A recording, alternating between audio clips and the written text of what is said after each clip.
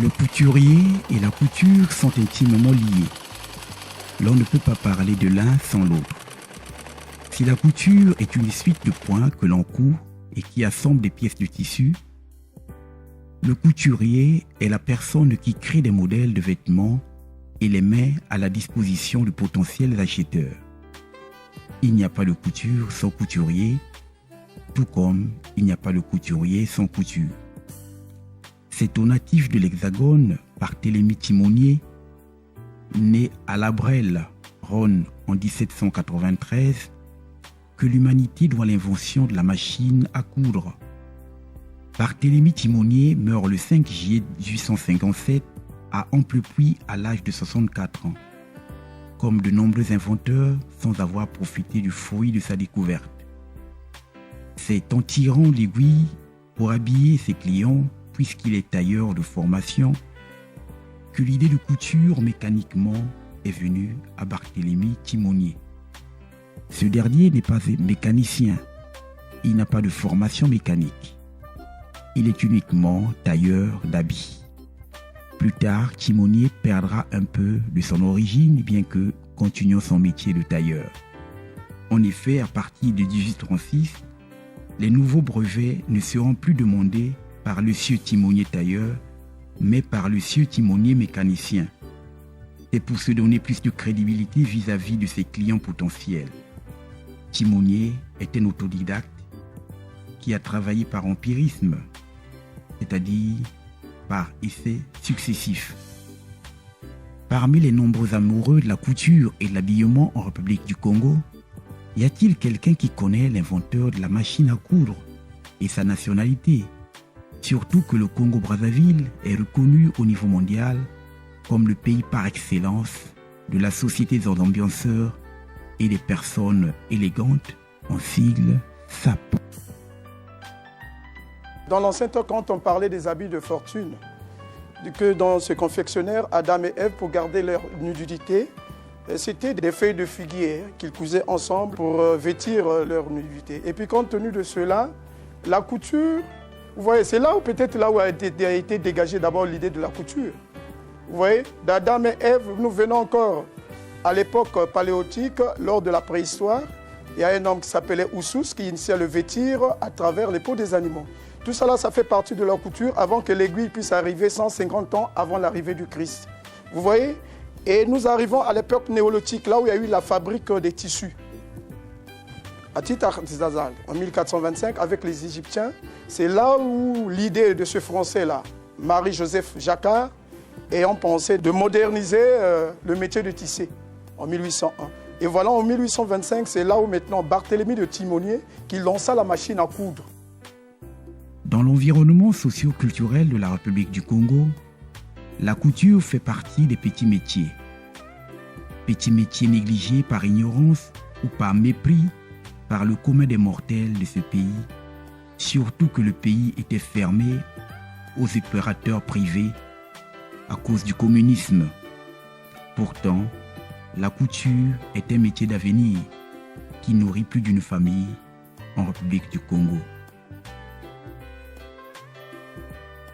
La couture, c'est un très bon métier parce que la couture me nourrit, la couture m'a fait voyager. J'ai découvert plusieurs pays grâce à la couture.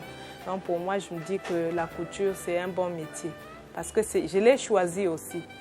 Parce que moi, personnellement, je ne suis pas couturière. J'ai fait des longues études et finalement, je me suis retrouvée dans la couture. Ça veut dire que j'ai choisi parmi tant d'autres. Au Congo, il y a du potentiel, il y a des gens qui ont le talent.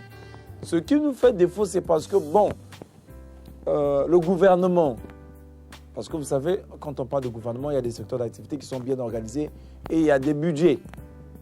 Par exemple, nous sommes dans la culture et dans l'art, que je pense que Eric Kanga était un grand styliste modéliste qui aujourd'hui essaie d'apporter sa touche dans la société. Et donc, je me remets tout simplement à la sagesse de nos autorités, qui soient un peu sensibles de ce côté et qui nous viennent en aide. C'est un métier qui est très valorisant, étant donné que dans la ville, il y a un certain nombre de couturiers, modélistes qui font la beauté de notre artisanat. La couture, tout comme les autres filières d'ailleurs, nous accordons donc une grande importance au développement de ce métier. Parce que vous le savez tous, comme moi, que le couturier a l'art de nous rendre beaux et jolis par rapport à l'habit qui le façonne, à l'habit que nous portons tous. Vous me voyez bien là, c'est le fruit des couturiers congolais et ponténégrins particulièrement. Dans les pays en voie de développement, les gouvernements, par le biais des ministères des petites et moyennes entreprises, viennent souvent porter main forte à du petit métier en général et à la couture en particulier. Je demande peut-être aux autorités de nous aider. De nous aider, nous les artisans en général, parce que je ne vais pas parler seulement de moi, mais aussi de tout le monde, des artisans. Moi, par exemple, dans mon métier, dans le stylisme, il est demandé de faire, parce qu'au Congo, on n'aime pas porter ce qui est fait chez nous. On aime porter ce qui vient d'ailleurs. Mais nous, en tant que stylistes, on veut faire aimer la mode congolaise aux Congolais. Mais en passant par des défilés de mode. Mais souvent, quand on fait ces défilés de mode-là, on n'a pas de soutien. Donc, on demande aux autorités qu'ils mettent la main un peu au cœur. Ils nous aident, nous les artisans, quand on veut faire quelque chose, qu'ils nous soutiennent pour qu'on aille de l'avant. Ce que je veux, c'est de nous soutenir et de nous faire avancer. Tels que les pays développés, s'ils sont vraiment, ils sont reconnus parce qu'on les soutient. J'ai besoin qu'ils puissent nous soutenir.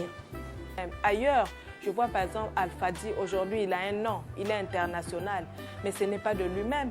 Il a eu aussi l'appui de son gouvernement. Donc pourquoi pas, nous aussi au Congo, qu'on nous soutienne, pour qu'on parle aussi de nous dans le monde entier. Outre l'aide de l'État et des organisations humanitaires aux petits métiers, les banques et microfinances ne devraient pas rester en retrait de ce processus de valorisation des petits métiers comme la couture. Tout établissement de microfinance a deux missions. La première mission, c'est la mission sociale. C'est donc l'inclusion des catégories ou d'un nombre d'éléments, des personnes que les banques classiques ont mis à l'écart. Donc ça, il y a une inclusion. Cette inclusion s'oriente vers le volet social. Et de l'autre côté aussi, il y a la mission économique qui consiste à créer de la richesse, c'est-à-dire le profit. Donc, nous nous efforçons, je parle au nom de la microfinance. La microfinance devrait s'efforcer à réunir les deux volets, le volet social et le volet économique. Mais il faut aussi noter que dans la microfinance ou dans les établissements de microfinance, il en existe trois catégories. La première catégorie, juridiquement parlant, représente des associations ou des mutuelles. Logiquement, le but poursuivi, ce n'est pas le maximum de bénéfices. Certes, il peut y avoir un bénéfice, mais c'est dans le but de faire une répartition entre membres. La deuxième catégorie, en ce moment-là, n'est plus une mutuelle, mais une société. Donc, Crédit Miprocom, tel que vous voyez, est un établissement de microfinance de deuxième catégorie, c'est-à-dire c'est une société. Or, toute société vise le profit. Donc, les crédits que nous accordons à nos clients sont assujettis aux intérêts. Étant donné que nous sommes un établissement de microfinance, donc nous orientons vers la petite finance. Parce que quand on parle de petits métiers, ce sont ces jeunes qui vendent ça et là, qui essaient un peu de se prendre en charge. Ce sont des dames qui vendent au marché. Ce sont c'est-à-dire des couches qui n'ont pas accès aux services classiques bancaires. Donc ça, c'est normalement même l'importance de notre existence. Normalement, si l'on retenait la chose, c'est dans ce sens-là que l'établissement de microfinance devrait s'orienter. Nous sommes une institution de microfinance et vous savez que la microfinance aujourd'hui, selon la COBAC, est définie comme étant une activité gérée par des entités agréées par la COBAC qui n'ont pas le statut de banque mais qui accordent des services financiers aux populations qui pour la plupart sont exclues du système bancaire classique. Vous comprenez que nous avons affaire à des jeunes qui n'ont pas le soutien des banques, qui sont exclus du système bancaire parce que, évidemment, ce sont des jeunes qui ne tiennent aucune comptabilité, qui n'ont aucune déclaration de revenus, qui n'ont aucun quitus d'impôt. Et les banques pensent que ces jeunes sont des populations à risque, ou j'allais dire des clients à risque. C'est pourquoi ces jeunes sont un peu exclus de ce système bancaire classique. Maintenant, nous, en voulant réduire un peu cette exclusion financière, donc le corollaire et l'exclusion sociale, nous, la CAPED, nous avons pensé prendre en considération ces jeunes et apporter des appuis financiers à ces jeunes pour qu'ils soient à mesure de mettre sur pied leur projet. Donc, pour les artisans, nous leur donnons la sécurité, l'épargne, parce qu'ils n'oublient pas que c'est les gens qui mettent en valeur leurs produits et après avoir vendu, ils doivent épargner. Donc, nous leur apportons des produits d'épargne. Ils peuvent également bénéficier auprès de la CAPED des crédits pour réaliser leurs commandes ou bien acheter des équipements qui leur permettront de faire face à leur métier. Nous pensons que les artisans ne peuvent pas travailler seuls. Ils doivent se regrouper. Quand ils sont regroupés, ils peuvent bénéficier des formations sur leur métier, à travers bien sûr les filières de leur métier. On peut les former, on peut leur apprendre leur métier pour qu'ils aient une certaine maîtrise, sinon une certaine expertise de leur métier, afin de mettre sur le marché des produits de qualité. Parce que c'est vrai, nous avons des artisans qui produisent, mais est-ce que ces produits sont de qualité? Nous estimons que ces jeunes doivent être formés. Il faudrait qu'ils puissent prendre en considération leur métier et que ce ne soit pas de l'aventure, mais que ce soit vraiment des produits qui doivent mettre sur le marché, des produits de qualité qui seront achetés par le public. Donc nous pensons également que la demande qui sera exprimée en ce moment-là ne sera pas seulement une demande potentielle, mais ce sera une demande effective, c'est-à-dire une demande qui sera consommée par une offre de bonne qualité et en ce moment-là, nous pouvons continuer à les financer. Mais si c'est des projets qui ne sont pas de bonne qualité, vous comprenez que ce serait évident que nous puissions financer leurs projets. Et même si on le faisait, il y aura des problèmes de remboursement de crédit parce que ces produits ne seront jamais achetés. La qualification professionnelle va vous amener vers la notoriété. Puisque vous serez jugé. Les meilleurs inspecteurs sont les clients qui viennent chez vous, chez le couturier, pour donner leurs commandes. S'ils sont satisfaits, vous êtes bien coté. À ce moment-là, vous pouvez avoir une clientèle. Par conséquent, nous allons insister sur ça pour que le moment venu, que les artisans ne puissent plus faire piètre figure et en ce sens qu'ils doivent avoir une conscience professionnelle. Une conscience professionnelle qui peut les amener à bien faire leur travail. Nous avons souvent des litiges que les couturiers ont avec leurs clients. Une commande déposée aujourd'hui, mais qui, un an après, n'est jamais livrée. Ça, ce n'est pas normal également. Donc, parmi les stratégies, nous exigeons à ce que l'artisan puisse avoir une conscience professionnelle. Et puis, pour aussi aider les artisans, nous l'avons dit, il faut que le couturier puisse avoir un compte en banque. Parce qu'on ne peut pas donner de l'argent de main en main à un couturier. Et pour que l'argent soit décaissé, même dans les microfinances, il faudrait que l'artisan ou le couturier puisse présenter un projet bien ficelé. Si le projet est bien ficelé, il passe facilement au niveau de la microfinance. Et pour que la microfinance puisse aider un artisan, il faudrait que l'artisan, le couturier lui-même, soit membre ou client à cette banque ou à cette microfinance. En ce qui concerne les comptes, l'ouverture des comptes des couturiers dans les établissements de microfinance, nous avons beau insister, et c'est là où le bas blesse. Nos couturiers ne sont pas trop pressés d'aller ouvrir les comptes dans un établissement de microfinance de leur choix. Qu'est-ce qui freine leur engouement vers les microfinances? En tout cas, je ne sais pas. Nous dressons ici les statistiques à la fin de chaque trimestre. Et sur la fiche que nous demandons aux couturiers de remplir, nous demandons si un couturier a un compte ou dispose d'un compte en banque. Mais la réponse a toujours été négative. Partout ailleurs est artisan celui qui jouit d'une qualification professionnelle en son métier. Ce n'est pas n'importe qui peut s'improviser, qui peut arriver, s'autoproclamer artisan. Donc il faut d'abord avoir appris un métier. Dans notre nomenclature, au Congo, nous avons déjà épinglé près de 243 métiers. Maintenant, pour la couture particulièrement, puisque c'est le métier qui nous intéresse aujourd'hui, il faut passer par un apprentissage. L'apprentissage peut être traditionnel, c'est-à-dire ceux qui apprennent dans les ateliers auprès d'un artisan, qui lui-même a été aussi apprenti avant. L'apprentissage peut résulter aussi d'une formation dans une école de formation, parce qu'il y a des écoles qui existent. Nous incitons les artisans à se former et à se perfectionner.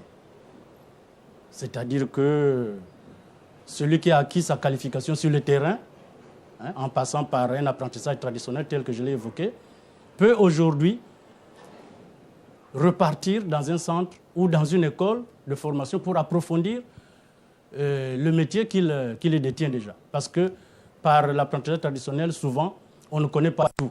On ne connaît que les notions de base. Mais comme tout métier, en ce qui concerne l'artisanat, évolue, donc il y a beaucoup de choses qui échappent à nos artisans couturiers particulièrement aujourd'hui. De façon globale, c'est un secteur dit informel. C'est-à-dire qu'il n'est pas encore très maniable au niveau des statistiques, au niveau de l'administration. Et nous faisons des efforts. Nos amis de l'artisanat, justement, c'est l'un des aspects administratifs qui incombe à nos amis de la direction départementale de l'artisanat. Donc, ils font un effort pour formaliser, pour que les artisans viennent se formaliser, c'est-à-dire s'inscrire. Nous avons des répertoires là-bas qui existent, où ils doivent s'inscrire. Ils doivent avoir la carte professionnelle d'artisan. Et à partir de là, ils peuvent prétendre accéder à tous les avantages liés à l'exercice de leur métier. S'il y a des gros profiteurs derrière les couturiers et les métiers de la couture, ce sont les sapeurs, c'est-à-dire les gens de la société des ambianceurs et les personnes élégantes. Sans les couturiers, il n'y a pas de sapeurs. Aujourd'hui, la couture représente une grande place au sein de la société. Parce que pour moi, quand je vois les 5 points, quand on parle de la bonne santé d'un être humain, de sa santé, l'eau, la nourriture, et puis ça vient de le vêtir. Or, pour parler du vêtir, on ne peut que parler de la couture, parce que la couture est la source, surtout pour nous les sapeurs. Ce sont les couturiers qui font que nous soyons.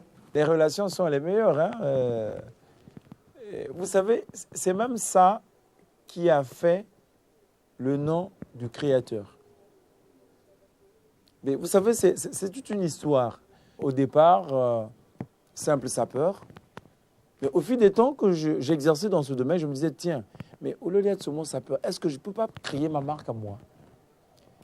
Et c'est ce point d'interrogation qui a fait qu'aujourd'hui, solution soit trouvée. C'est-à-dire, sapeur, oui, mais avec une touche particulière. Et je me suis dit, la SAP était ce milieu favorable pour faire connaître mes créations. Aujourd'hui, j'ai atteint un niveau assez supérieur dans la mode, c'est-à-dire que je suis créateur, styliste, modéliste. Et bien, ces sapeurs seront des produits, des mannequins pour la représentativité, n'est-ce pas, des tenues que je mettrai sur le marché. Et donc, les relations sont les meilleures avec les sapeurs. La couture a pris son grande ampleur. Dans les années 40, il y a eu un certain Paquin, le français, il y a eu Chaparrerie, et puis est venu Christian Dior. Et puis, lors de la mort de Christian Dior, dans les années 40, c'est là où il a été enrôlé par, comment on appelle, Yves Saint-Laurent. Yves Saint-Laurent, et on a découvert les Pierre Cardin, le couturier le plus célèbre de tous les Français. Et on a vu, mais sauf qu'en matière de couture, ils sont nombreux. Hein. Ils sont nombreux parce que quand je vois en matière de couture, quand on parle de la classe est italienne et le style est français, mais l'élégance est anglaise. Mais en gros mot, aujourd'hui, les Anglais ont récupéré leur ceinture auprès des Italiens. Parce que tout ce que font les Italiens et les Français, ce n'est qu'une réinterprétation de la mode anglaise. Parce que tout ce que vous voyez là, le vêtir là, sort de l'Angleterre. Voilà pourquoi on vous parle souvent, le club le plus exclusif du monde, le Royal Club Squadron. C'est là. Les Anglais sont les patrons, les maîtres à jouer sous le vestimentaire. C'est vrai que, comme je vous ai dit, que la classe est italienne, le style est français. Mais voilà en quelques lignes, actuellement, l'homme, le classique, sur le plan vestimentaire, moi je dirais c'est Jérémy Hackett. L'artisanat, c'est un grand gisement d'emploi. Il s'ignore. Lorsque nous allons dans certains pays qui sont aujourd'hui à la tête du progrès, nous nous rendons compte que ces pays-là ont connu une ascension grâce à l'artisanat. Lorsque nous prenons notre ancienne métropole et la France, nous nous rendons compte que la première entreprise française, c'est l'artisanat. Donc, nous nous devons d'accorder de l'importance à l'artisanat. Mais les artisans eux-mêmes ne savent pas à quelle place on les met.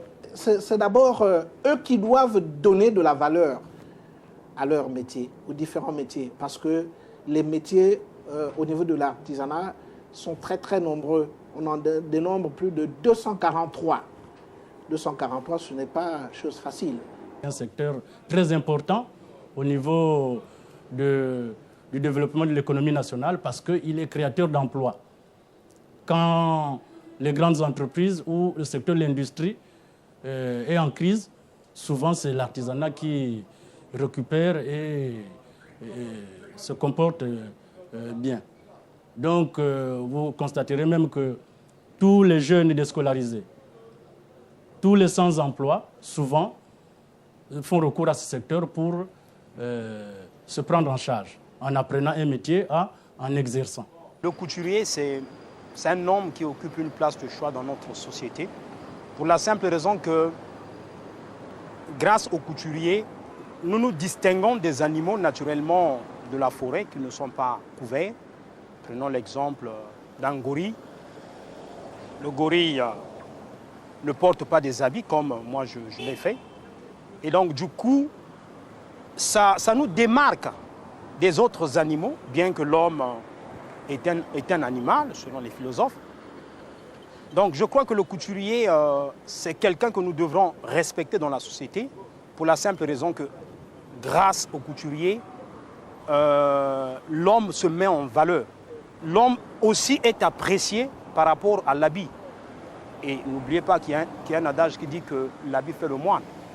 L'homme, quand il est frappé par la maladie qu'on appelle couramment la folie, le premier geste qui s'ensuit, c'est celui qui consiste à se débarrasser de ses habits. Et donc ça prouve qu'il a perdu la raison. Donc moi je pense que l'habit occupe une place de choix dans la vie de l'homme. Et donc le couturier, qui en est le concepteur, doit naturellement être respecté et avoir de la considération. Parce que sans ces hommes, on serait nus, comme à l'état de nature. Ils ont la même importance que les maçons qui bâtissent les maisons dans lesquelles nous vivons. Ils ont la même importance que les médecins qui nous soignent, parce que chacun intervient à quelque niveau que ce soit, et tout ça c'est pour le bien-être de l'homme. Les habits, les vêtements que nous portons, on le met d'abord au premier plan. Parce que sans les vêtements, on ne peut pas y sortir dans la rue ou quoi. Soit administrateur, soit un jeune premier, il faut d'abord se vêtir dans les beaux vêtements. C'est ça, il faut mettre d'abord les couturiers à la première place. On dira un exemple, on voit dans les époques de 1800, il y avait déjà un grand couturier qu'on appelait déjà Lévi-Strauss. Aux États-Unis. Aujourd'hui, jusqu'à aujourd'hui, on en parle de lui. On voit des grands couturiers. Bon, moi, je vous donne un exemple tel qu'au pays. J'ai eu un oncle maternel qui était un grand couturier qui était M. Poitiers, qui a fait les merveilles. On a vu les grands couturiers comme les maîtres Copa. On a vu les grands couturiers comme le maître Sambou, qu'on appelait les Parisiens. Donc pour moi, je mettrais les vêtements au premier plan. Donc les couturiers, c'est des gars à respecter. La moindre chose au pays, ici, les Congolais ne considèrent pas l'art. Parce que dans les pays avancés, un couturier, c'est quelqu'un à respecter. Parce que tu verras un styliste, un modéliste, un mannequin, c'est des gens qu'on met au premier plan. Il y a des défilés de mode. Ici, il n'y a même pas des écoles de couture. Aujourd'hui, quand tu fais le métier de couturier, aujourd'hui, tu es négligé, tu n'es pas considéré dans la société. Or, dans les pays avancés, un couturier, c'est quelqu'un qu'on met au premier plan. Donc l'art est d'abord considéré, c'est la couture, parce que c'est un artiste. Des personnes qui se constituent en groupe de 4 ou 5 personnes, ils viennent à la CAPED, nous leur administrons des notions de gestion, de comptabilité, de marketing. Et une fois reçues ces formations, nous leur accordons des crédits par rapport à leur projet. Mais ce sont des petits crédits qui partent de 50 000 francs à 500 000 francs. Donc la garantie ici, c'est la caution solidaire. Donc ça doit être des groupes homogènes. Okay? L'homogénéité ici, c'est des personnes qui doivent travailler ou, j'allais dire, vendre dans un même marché, pris dans une même paroisse ou qui vivent dans un même quartier. En tout cas, des personnes qui se connaissent très bien. En ce moment-là, ils arrivent au niveau de la CAPED, nous finançons leur projet. Nous ne travaillons pas seulement avec des agents qui évoluent dans les sociétés pétrolières. Non, pas seulement ça.